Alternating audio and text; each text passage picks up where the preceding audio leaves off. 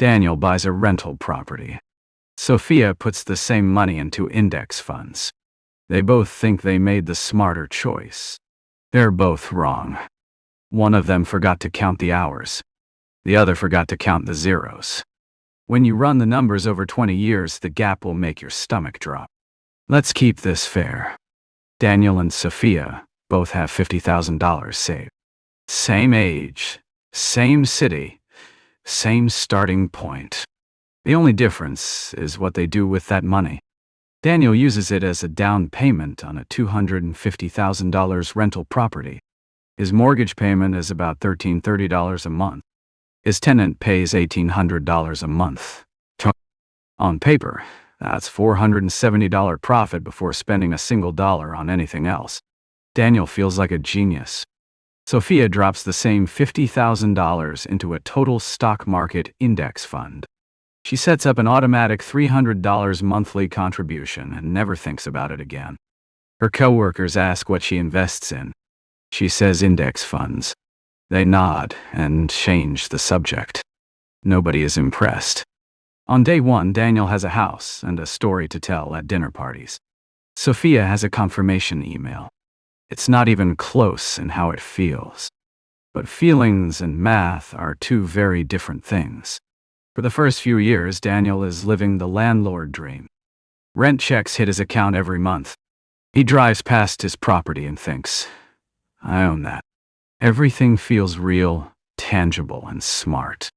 Sophia checks her portfolio once a quarter. The number goes up a little, then down, then up again. Nothing exciting is happening. After 3 years, Daniel's gross cash flow looks great on paper. Then you subtract property taxes, insurance, a replaced water heater, and a leaking roof. Add 1 month of vacancy, cleaning costs, and his own time managing everything. His real net cash flow over 3 years? Between $2,000 and $4,000 total. She spent 0 hours managing it. 0 phone calls. 0 emergencies.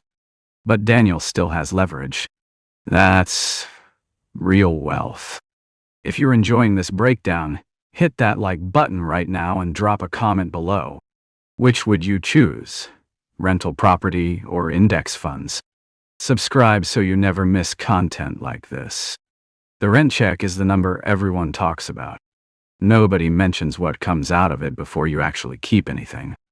Vacancy costs a full mortgage payment with 0 income. Maintenance runs $2,500 to $5,000 every year. And some years it's a $7,000 surprise you cannot postpone.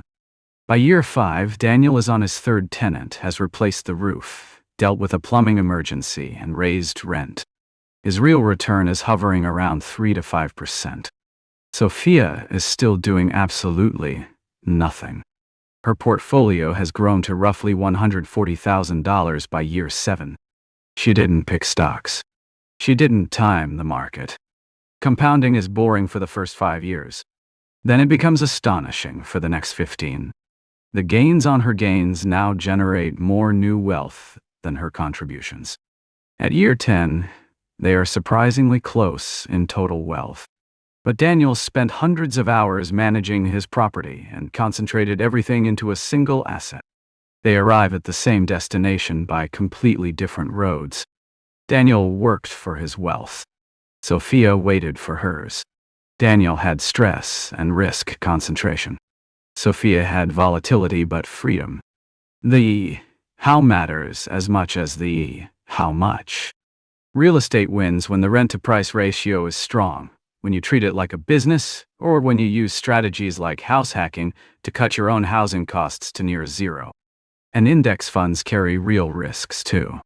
In 2008, the market dropped 37%. In March 2020, it dropped 34% in a single month. Most investors panic and sell at the worst possible time. The real trap isn't real estate. It isn't stocks. The trap is picking either one based on a headline, a podcast clip, or something your uncle said at Thanksgiving without running the full numbers.